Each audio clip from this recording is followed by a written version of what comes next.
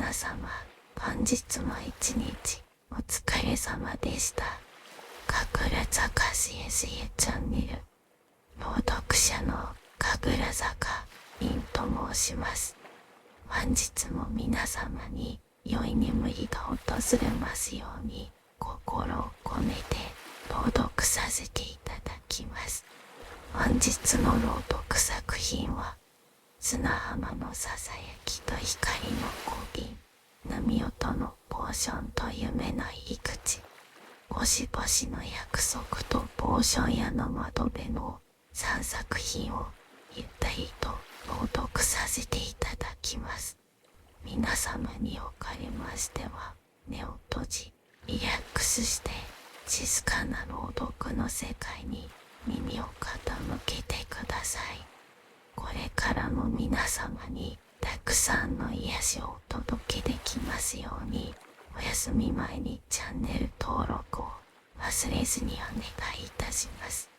明日も皆様にとって素敵な一日となりますように、おやすみなさいませ。砂浜のささやきと光の小瓶、海と山に囲まれた小さな町。その町の外れに一軒の小さなポーション屋があります。看板には優しい文字で星降る雫と書かれており、夜になるとその店の窓からはほんのりと灯る光がこぼれます。天使の凛は長い時を生きるエルフの女性です。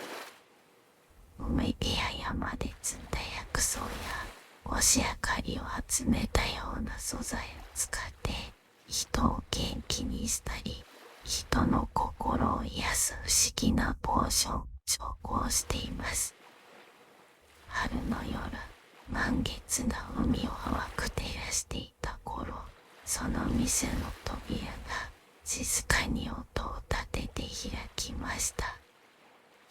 こんばんは。入ってきたのはまだ幼さが残る少年でした。風に吹かれてふわりと揺れる髪と、手には何かを握った布袋。岩を閉じ、微笑みながら言いました。ようこそ。まだ小さいのに、こんな時間にどうしたのですか。少年は少し恥ずかしそうにしながら布袋を差し出しました。これ、浜辺で拾ったんです。なんだこう、不思議な音がするような気がして。袋の中には小さな白い貝殻が入っていました。光にかざすと貝殻の内側がほんのりと光っているように見えます。これは海の記憶が宿る貝殻ですね。凛はそっと貝殻を耳に近づけ、目を閉じます。そして穏やかな声で言いました。潮騒の音。いえ、それだけではありません。これは誰かの記憶のささやき。とても優しい音です。少年の目が少しだけ驚きに見開かれました。やっぱり、なんとなく誰かが話しているような気がしてました。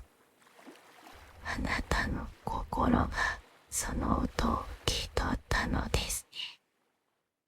凛はそう言いながら小さなガラスの小瓶を棚から取り出しました。この貝殻から夢の雫を取り出しましょう。それを使って安らぎを与えてくれる光のポーションを作ります。凛の店の奥には星の光を集めるための小さな調合台があります。壁には乾燥されたハーブが吊るされ、棚には貝殻や干し砂、月草の粉などが整然と並んでいました。銀河調光台で作業を始めると、調光台が星の輝きのような優しい光を放ちます。銀は湯を沸かしながら、ワイラベンダーの葉と山から取れた金の葉を取り出しました。階段に宿った音はとても繊細です。眠りを誘うポーションに調合するときは、他の素材がそれを傷つけないように優しい素材で包んであげなくてはなりません。少年は銀の手元をじっと見つめていました。その所作はまるで魔法のようで、どこか音楽の演奏のようにも見えます。ねえ、銀さん。少年がぽつりと話し出しました。僕、最近、夜になると胸がざわざわして眠れないことがあるんです。海の音を聞いてると少し安心するけど、やっぱりすぐ目が覚めてしまって、今はうなずきながら貝殻の先端に指先を当て、小さな光をすくい上げるようにして小瓶に移しました。それはあなたの心が何か思い出そうとしているのかもしれませんね。心の奥にあるまだ言葉にならない思いが夜になると静かに動き出すのです。思い出そうとしている。いえ、悲しいことではないのですよ。ただ、まだ形になっていない大切な気持ち。それが夢の雫としてあなたにささやきかけているのかもしれませんね。少年は少しだけ目を伏せ、そして言いました。僕、昔にお父さんを亡くしました。あの夜もこんな風に春の月が出ていて、浜辺で一緒に貝殻を探した思い出がずっと胸の奥にあります。インはすっと手を止めて少年の方に目を向けました。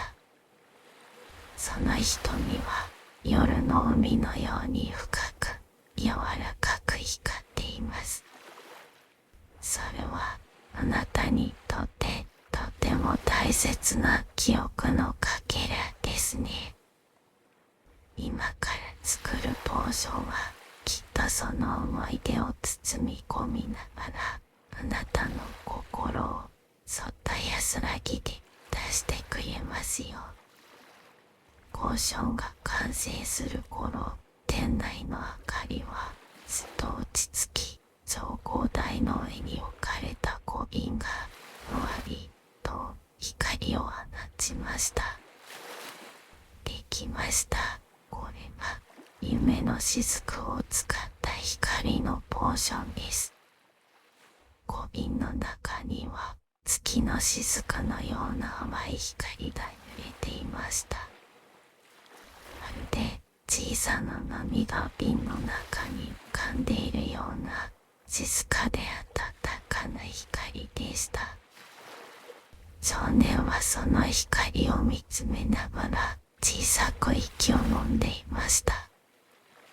これ、すごくきれい。なんだか寝落としたらすぐに眠れそうな気がします。そのままベンチに横になってもいいですよ。このお店は眠りを誘うための場所でもあるのですから。銀の言葉に少年はくすっと笑ってそっとベンチに身を預けました。小瓶の光はまるで子守歌のようにゆっくりと瞬きながら少年のまぶたを優しく閉じさせていきます。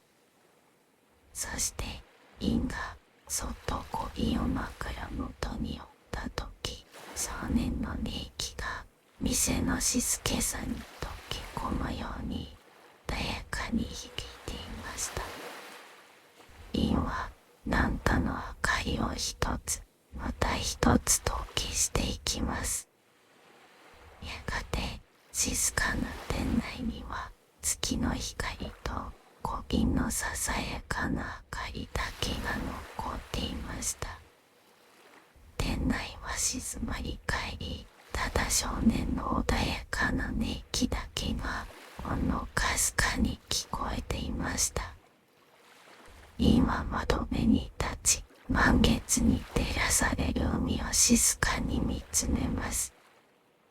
外では波が寄せては返し、潮騒のリズムはまるで心臓の鼓動のように聞こえていました。今夜の波はとても優しいですね。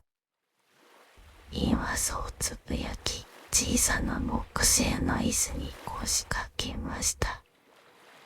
その横で少年の胸がゆっくりと上下しています。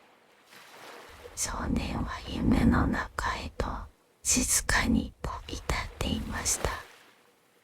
ゴーションの光はまだ瓶の中でゆらゆらと優しく揺れていて、まるで彼の夢の道しるべのように感じられました。少年は幼い頃の浜辺に立っています。手をつないでいたのは懐かしい大きな手、それは父の手でした。言うと、これを見てごらん。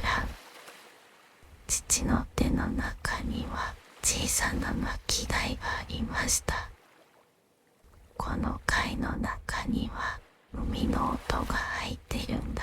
それからユウトの笑い声も聞こえるような気がするね。父の言葉にユウトは笑います。その声は優しく透き通っていて、風のように春の空に広がっていきました。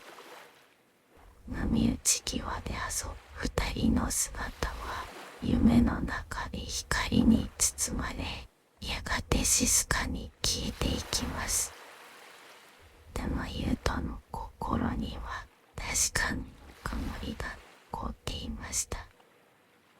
ユウトは目を覚ましたとき、外はすでに夜明け前の色に染まっていました。店内の明かりはまだ淡く、小瓶の光はもう消えかけています。おはようございます。銀がそっと声をかけます。ユウトは目をこすりながらぼんやりと天井を見つめました。すごく不思議な夢を見た気がします。懐かしくて暖かくて、でもちょっと寂しい、そんな夢でした。あなたの心が眠りの中で大切な記憶をそっと撫でたのでしょう。ゴーションの力がそれを手伝ってくれたのかもしれませんね。リンは静かに立ち上がり、ユウトのそばに来て小瓶を手に取りました。瓶の中にはもう光はいませんが、代わりに小さな粒のような輝きがそこに残っていました。これは記憶の雫、あなたが夢の中で感じた優しさの証です。持って帰ってください。夜眠れない時にそっと見てみてくださいね。ユウトは驚いたようにリンの顔を見上げ、そして嬉しそうにうなずきました。ありがとう、リンさん。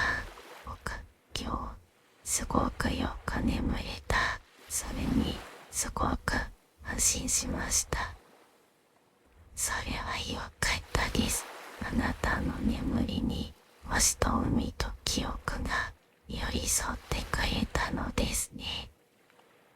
ユウトが店を出る頃、空はうっすらと明るくなり始めていました。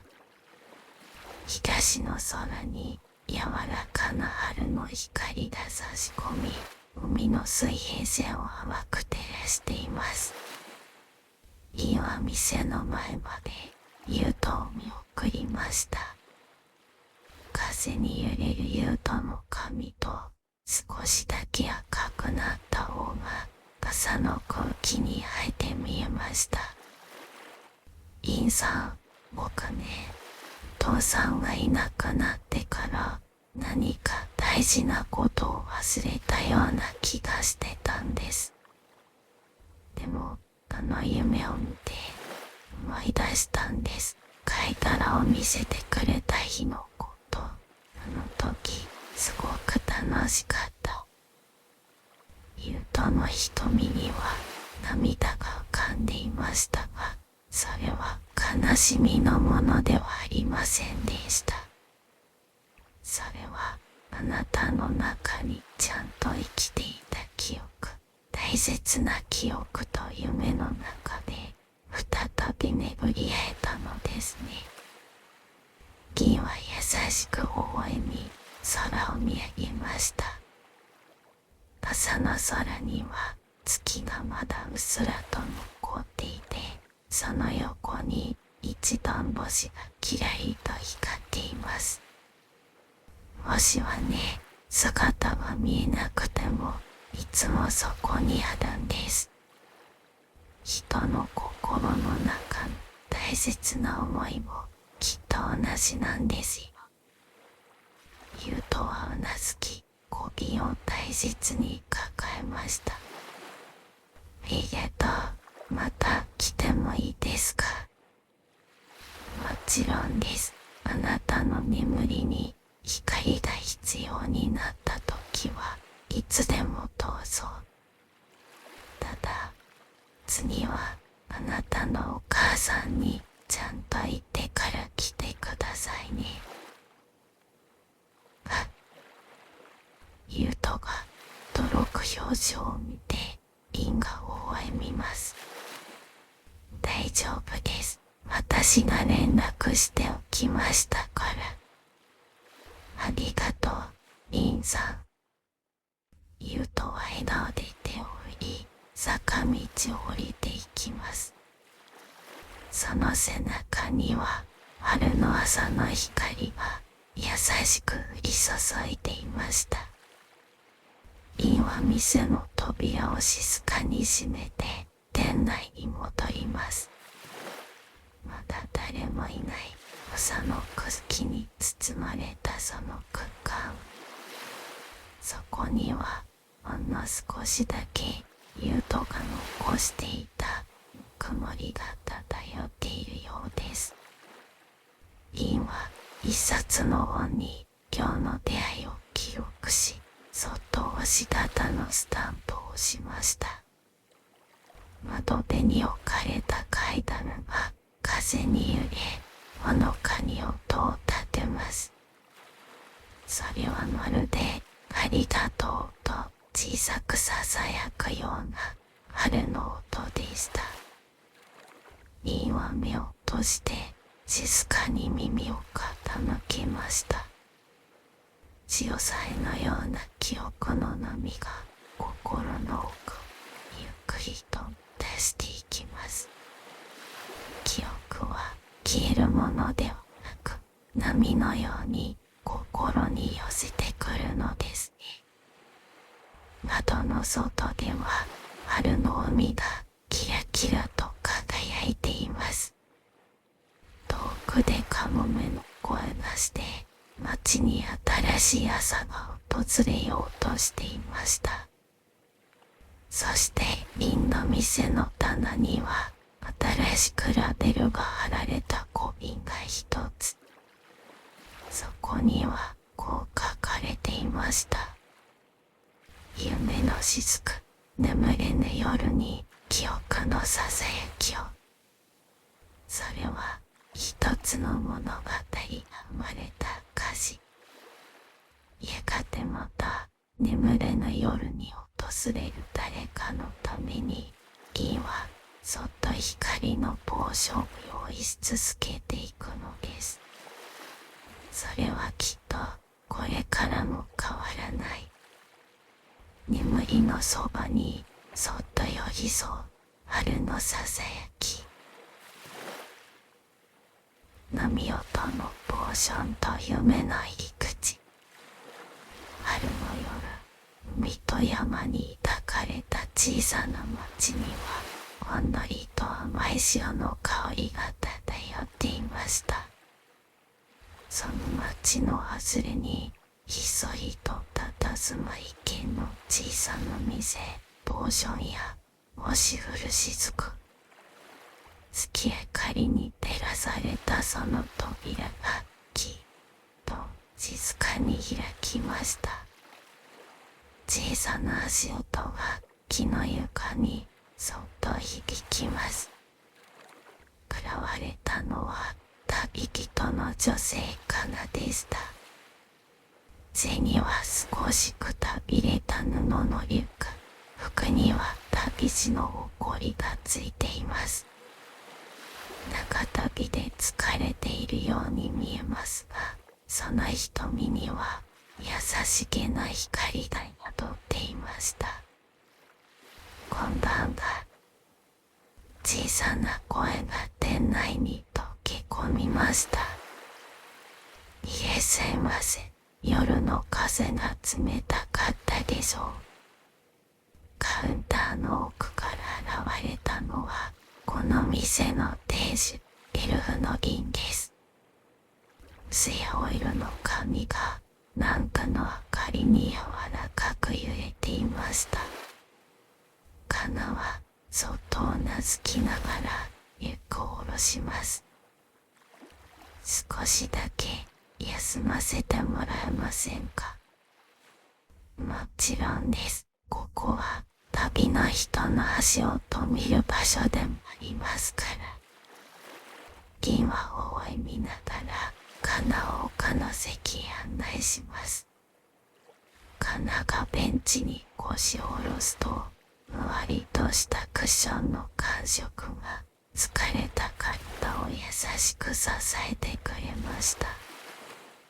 外では海のさざ波が静かに響いています。店の中にもその音がどこか心地よく届いていました。リンは静かにカウンターの奥へ戻ると、小さなガラス瓶一つ棚から取り出しました。瓶の中には熊青と緑が溶け合ったような液体が揺れていました。これは波音のポーションです。春の満月の夜に作ったものなんですよ。波音のポーション。カナが不思議そうに尋ねました。いえ、ハーブは山から取ってきたもの。そこに満月の光を浴びた貝殻を細かく砕いて加えました。桃と潮騒のような音が胸の奥で響いてくるんです。心が柔らかく静かになるのです。銀はポーションをカナの前に差し出しました。よかったら一つどうぞ。一口味わってみてください。カナはソースと瓶を手に取り、そっと口をつけました。ふわりと広がるのはどこか懐かしい風の香りとほのかに甘い塩の味。そして次の瞬間、まるで遠くの海辺に立っているかのような音が耳の奥に優しく響いてきました。波の音。じると、カナの心の中にどこまでも続く海の風景が広がっていきました。夕暮れの海岸、子供の頃、母と歩いた野浜辺、砂に残る小さな足跡。それは遠くに忘れかけていた大切な記憶でした。なんだか心が静かになります。それがこのポーションの魔法です。夢と記憶の間にある優しい場所をそっと開いてくれるのです。カナは気を抱えるようにしながらぽつりとつぶやきました。ずっと旅をしてもどこか心が落ち着かなくて、いろんな景色を見ても何か足りない気がしていたんです。インは静かにうなずきながらカウンターの明かりを一つそっと落としました。それはきっと心が癒すの場所を探しているのかもしれませんね。店内は海のような深い静けさに包まれました。遠くで聞こえる波の音が二人の会話の合間に優しく寄り添っています。リンは棚の奥から小さな木箱を取り出しました。中には色とりどりの貝殻や小瓶に詰めた砂、海藻で編んだ小さな飾りなどが並んでいます。これらはすべて旅人たちが置いていた記憶のかけらです。海辺で拾ったものを心に残した思い出の一部。私の店ではこうしたものを夢の鍵として大切に保管しているんです。カナは木箱を覗き込みながら小さな白い貝殻を手に取りました。これなんだかすごく懐かしい。あなたの記憶とどこかでつながっているのかもしれませんね。人の心は波のように眠りながらいろんな記憶を呼び覚ますです。その言葉を聞きながらカナの胸の奥にふと浮かんできた感情。それは幼い頃に見た夜の海と満天の星空でした。私、小さい頃、海が大好きだったんです。夜の海に星が映るのを見るのが大好きで、この光をずっと心にしまっていたのかもしれません。リンは優しくうなずきました。星も波も心の奥にある安らぎと似ています。見えなくても聞いてしまったように思えても本当はずっとそこにあるのですよ。カナはそっと波音のポーションをもう一口飲みました。再び静かな音が心の中に広がっていきます。やがて店の奥の時計が小さく時を告げました。外の海からは夜風とともに春の匂いが運ばれてきます。リンさん、このまま少しだけここで眠ってもいいですか？ええ、もちろんです。今夜はゆっくりと波の夢に包まれてください。リンはカナにふわりとしたブランケットをかけてあげました。その優しい香りと暖かさが少し肌寒い春の夜にぬくもりを運んできます。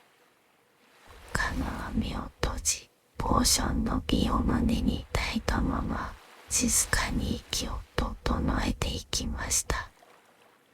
店の明かりがそっと落とされます。残されたのは月の光と遠くの波音だけ。まるで夢の入り口がそっと開かれたかのような静寂でした。ポーションを飲み、ふわりとしたブランケットに包まれたカナはゆっくりと目を閉じました。目を閉じた瞬間、どこか懐かしい波音が耳の奥で優しくなり始めます。それは子供の頃、母と一緒に訪れた夜の浜辺の音でした。満天の星が海に映り、風が髪を撫で、カナの手には小さな貝殻が握られています。これを持っていれば、いつでもここに戻ってこられるのよ。その時、母がそう微笑んだのを思い出します。それは夢のような記憶。けれど、ポーションの魔法に包まれている今、カナにはそれがとてもリアルに感じられました。ただいま。夢の中でつぶやくと、海は優しくささやき返してくれたように感じました。静かに眠るカナを見守るように、リンは小さく灯ったランプのそばでゆったりと本を読んでいました。ページをめくる音と遠くの波の音だけが店内を満たしています。いい夢を見てくれていますように。リンはそっと本を閉じてカナに目を向けます。その眼差しは夜空に瞬く星のように穏やかで優しい光を宿していました。やがて静かな夜がゆっくりと明け始めました。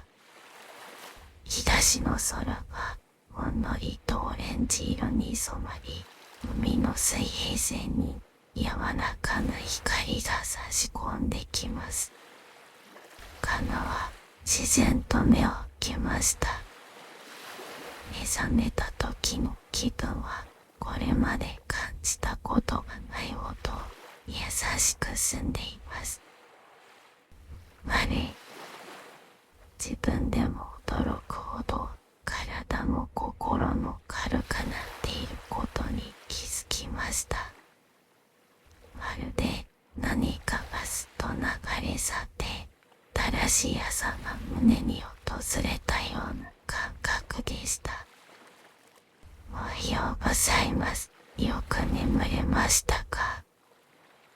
リンが静かに声をかけます。カナは微笑みながら小さくうなずきました。すごく、まるで波に包まれていたみたいな夢でした。それは何よりです。ポーションの力も少しはお役に立てたようですね。リンはティーカップに温かなハーブティーを注ぎながら優しく微笑みました。夢の中で昔のことを思い出したんです。母といた海のこと、星のことをずっと忘れていたのに、はっきりと感じられました。リンはその言葉を聞きながらゆっくりとうなずきました。それが波音のポーションです。私たちは忘れたと思っていても、心の奥にはちゃんとしまってある。夢の中で出会うことで、その記憶はまたあなたの力になってくれるはずです。カナはカップを手に取り、香りを吸い込みました。優しい香りが鼻を抜け、胸の奥まで暖かくなっていきます。なんだかもう大丈夫な気がします。カナは静かにけれど確かな声でそう言いました。ハーブティーを飲み終えるとカナはそっと立ち上がります。昨夜までの疲れはそのように消えていました。ミンさん、本当にありがとうございました。こちらこそ素敵な時間を共有してくださって嬉しかったですよ。カナさん、旅が優しい風とともにありますように。今、棚の奥から小さなガラスの小瓶を取り出しました。中には細かく砕かれた白い貝殻と少しの青い粉が入っています。これは昨夜お渡ししたポーションの記憶の雫。持っているだけで波音は心を静かにしてくれます。もしまた疲れた時はこの瓶を耳に近づけてみてください。きっと海の声がそっと囁いてくれますよ。カナはそっと受け取り、胸元に大切にしまいました。店の扉を開けると春の風が柔らかく吹き抜けます。朝の海がキラキラと輝いていました。カナは一歩外に足を踏み出します。私また来ますね、この場所に。ギワン小やかにうなずきました。ねえ、いつでも星も波もあなたの帰りを静かに待っていますから。カナは振り返り、最後にもう一度ポーション屋を見つめました。朝日が差し込む中、その店はどこか夢のように静かに佇んでいます。やがてカナの姿は小道の向こうへとゆっくりと消えていきました。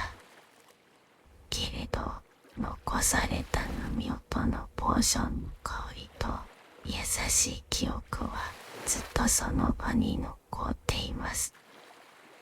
今静かにカウンターに戻り、今日の記録を一冊の本に書き留め、そっと星型のスタンプを押します。カナさん、きっとまた笑顔で帰ってきてくれるでしょうね。旅の途中で少し疲れたらここを思い出してもらえる、それだけでいいんです。外の風がフリーを優しく鳴らします。その音はまるで遠い海の記憶のようでした。店の奥にある棚の上には昨夜のブランケットと開いたままの夢の本、そしてそっと置かれた貝殻の小瓶が光を受けてキラリと輝いています。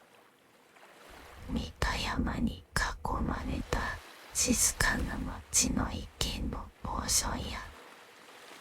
その場所では今日も優しい波音とともに誰かの夢の扉がそっと開かれていくのです。安らぎは記憶の中に。そしてまたいつか優しい夜の風が誰かをここへと導いてくれることです。星々の約束とポーション屋の窓辺、海と山に囲まれた小さな町。そこには時間の流れがゆっくりと漂うような不思議な静けさが満ちています。その町の外れに一軒のポーション屋がありました。歩きた木の扉と丸い窓、そして店内には色とりどりの瓶が静かに並べられています。その店はポーション屋星降る雫。店を営むのはギルフの女性銀です。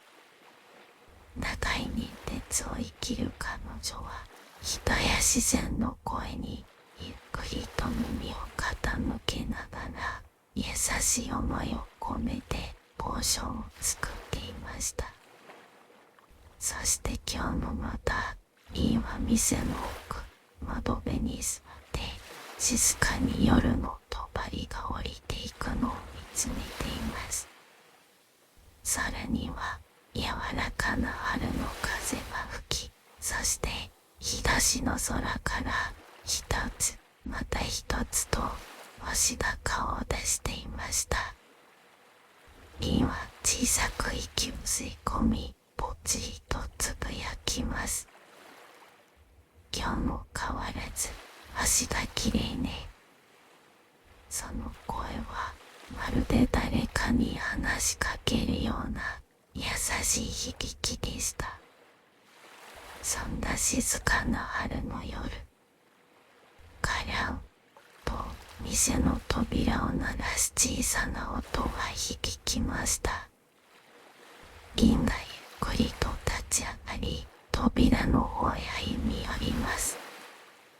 するとそこに立っていたのは一人の女性でした。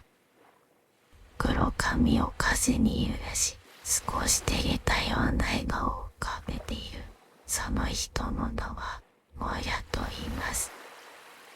銀は彼女を幼い頃から知っており、今では親友と呼べる相手でした。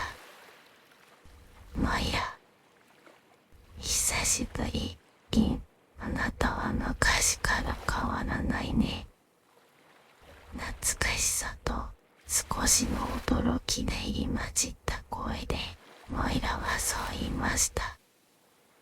二人は見つめ合い、そして自然とゆっくりと微笑み合います。そうね、久しぶりね。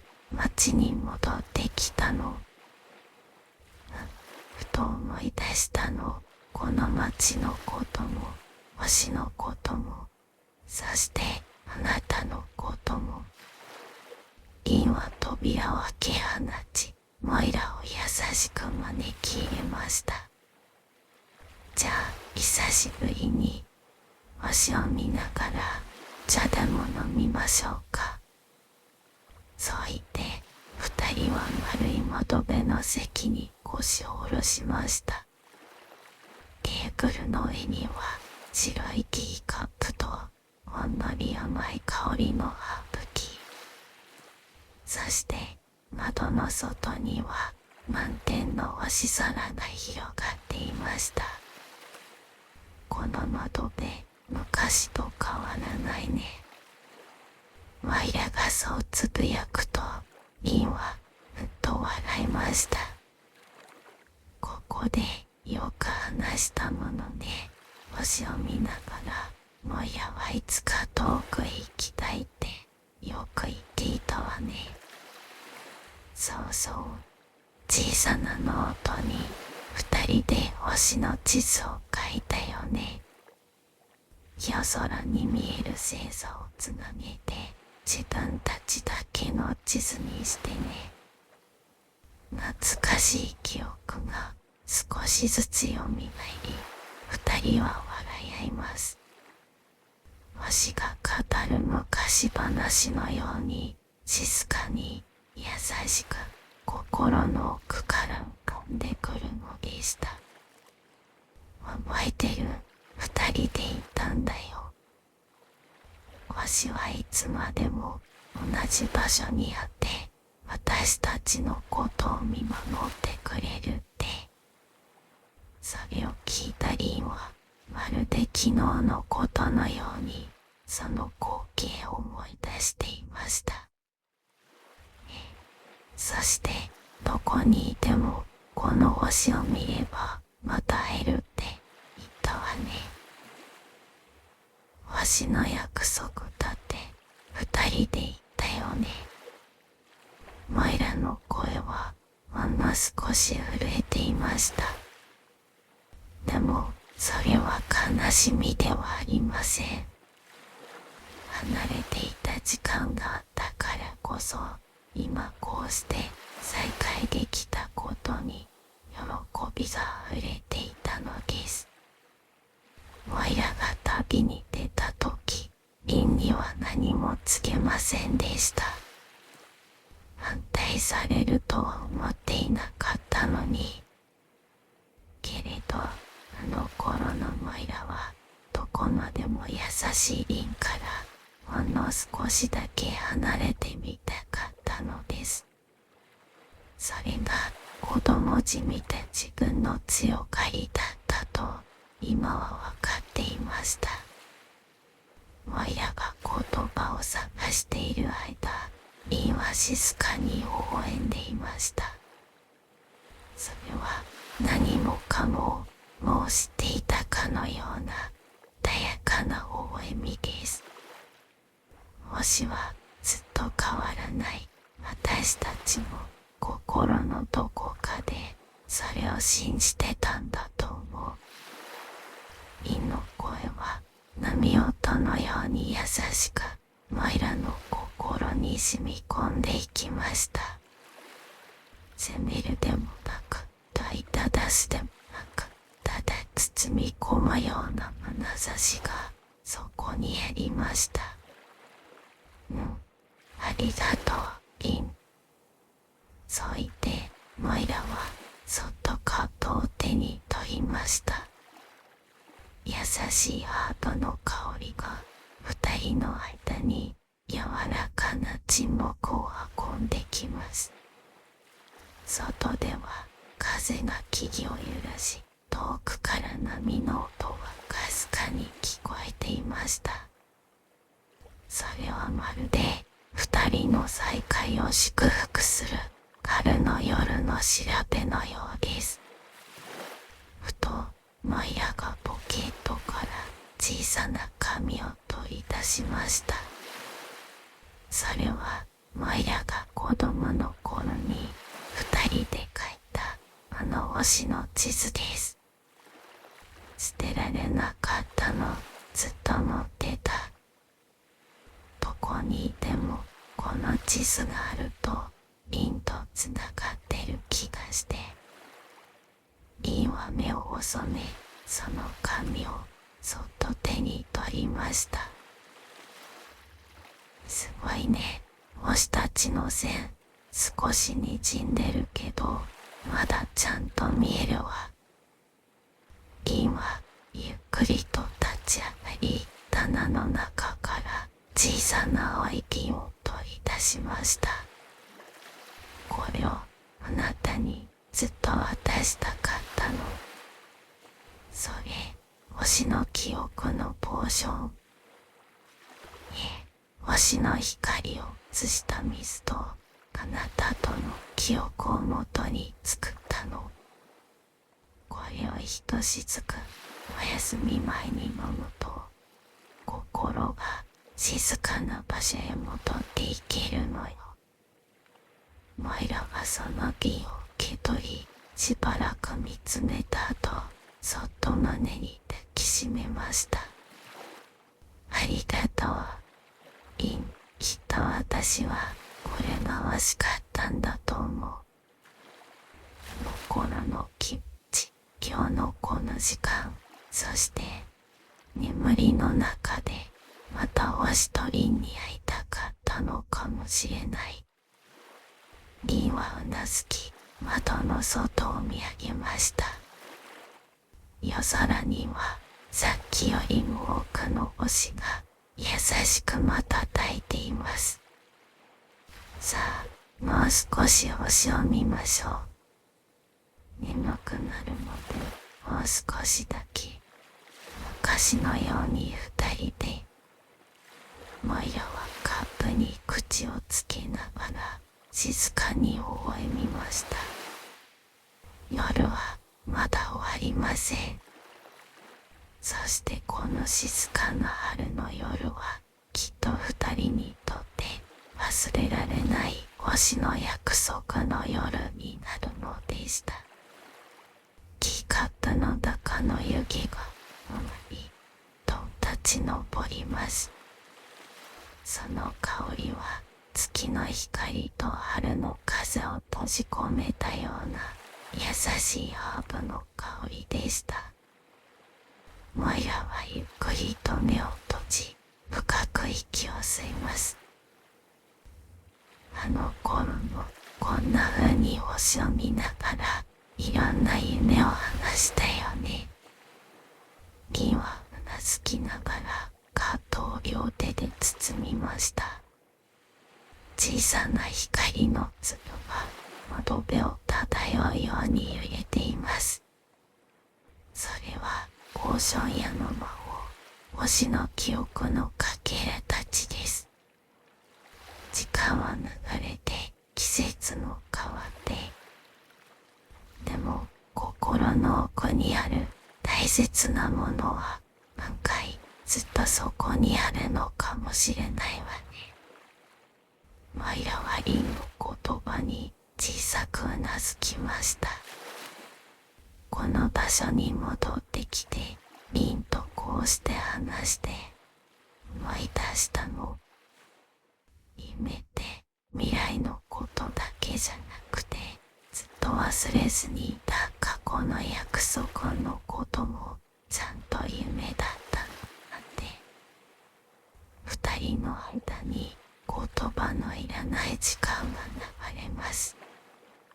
夜はさらに深くなり、星の光がより一層柔らかく街を照らしていました。やがてリンはそっと立ち上がり、棚からもう一つの小瓶を手に取りました。